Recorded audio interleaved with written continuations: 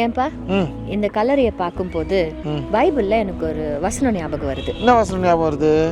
மரித்தவர்களும் மௌனத்தில் இறங்குகிறவர்களும் கர்த்தரை துதியார்கள்.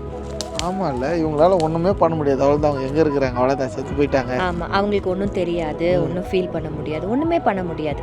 நம்மளும் இந்த ஸ்டேஜுக்கு தான் போறோம் என்னைக்கோ ஒரு நாள். உயிரோடு இருக்கிற எல்லாருமே ஒரு நாள் மரிக்க தான் போறாங்க. அப்போ அதுக்கு முன்னாடி இந்த மாதிரி ஒரு ஸ்டேஜ் போறதுக்கு முன்னாடியே கர்த்தரை நம்ம நல்லா துதிச்சிடணும்ப்பா. வணக்கங்க.